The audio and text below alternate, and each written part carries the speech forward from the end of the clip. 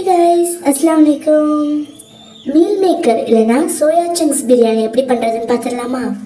ஒரு 1/2 லிட்டர் தண்ணியை நல்லா கொதிக்க வச்சு அதில் ஒரு 2 கப் சோயா சங்க்ஸை ஊற போட்டுருந்தேன். இது ஒரு 5 லிருந்து 10 நிமிஷம் நல்லா ஊறட்டும். இப்போ பாருங்க, நல்லா ஊறி டபுள் சைஸ் ஆயிடுச்சு.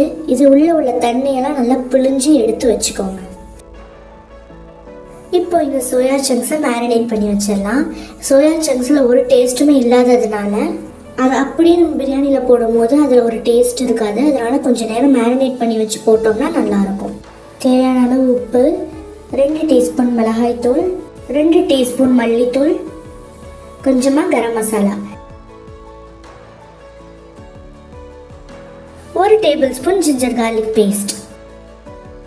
இதோட ஒரு 2 டேபிள் ஸ்பூன் கர்ட் ஆட் பண்ணி நல்லா மிக்ஸ் பண்ணி வச்சுக்கோங்க. இது ஒரு 30 மினிட்ஸ்லேருந்து 1 hour நல்லா ஊறட்டும். இப்போ நம்ம பிரியாணி பண்ண ஸ்டார்ட் பண்ணிடலாம். ஒரு பேனில் 4 டேபிள் ஸ்பூன் எண்ணெய் விட்டு ஸ்பைசஸ் ஆட் பண்ணிக்கோங்க. ஸ்லைஸாக கட் பண்ணி வச்ச ஒரு பெரிய சைஸ் வெங்காயத்தை ஆட் பண்ணிக்கோங்க.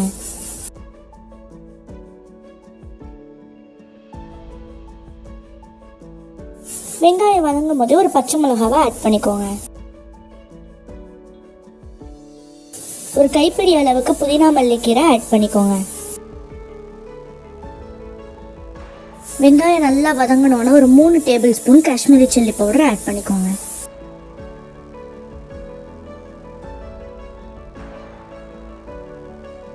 ஒன்றரை tablespoon ginger garlic paste சேர்த்துக்கோங்க.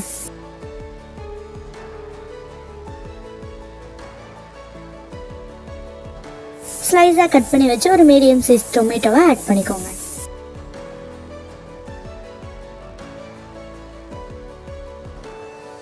தக்காளி நல்லா மசிஞ்சதும் நம்ம மேரினேட் பண்ணி வச்சிருக்கிற மீல் மேக்கரை ஆட் பண்ணிக்கோங்க.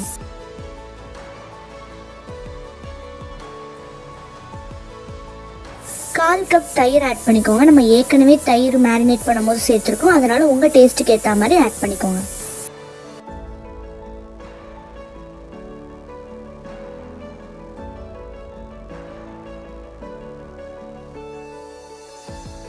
ஒரு டேபிள் ஸ்பூன் மல்லி powder, 1 table spoon garam masala add பண்ணி நல்லா கிளறி விட்டுக்கோங்க.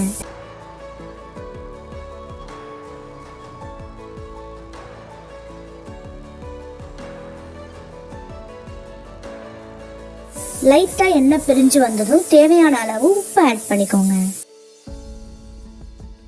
நான் 2 கிளாஸ் பாஸ்மதி ரைஸ் எடுத்திருக்கேன், அதுக்கு 3 கிளாஸ் வாட்டர் ஆட் பண்ணிக்கிறேன். கிரேவி நல்லா கொதிக்க ஆரம்பிக்கும் போது நம்ம சோக் பண்ணி வச்சிருக்கிற ரைஸை இதில் ஆட் பண்ணிடலாம்.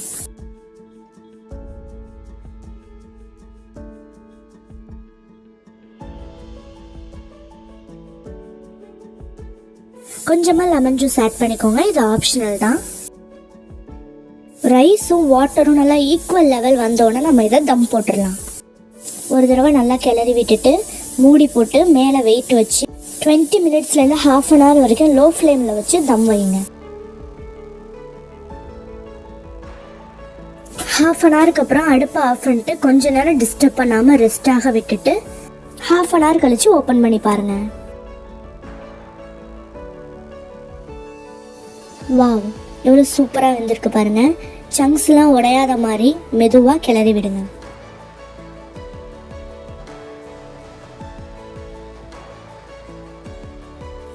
பார்க்கவே எவ்வளோ சூப்பராக இருக்குது பாருங்கள்.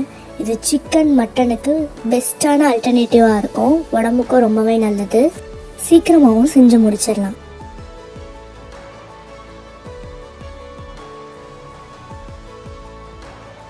நீங்களும் இதை வீட்டில் ட்ரை பண்ணி பார்த்துட்டு எப்படி இருந்துச்சுன்னு எனக்கு கமெண்ட் பண்ணுங்கள்.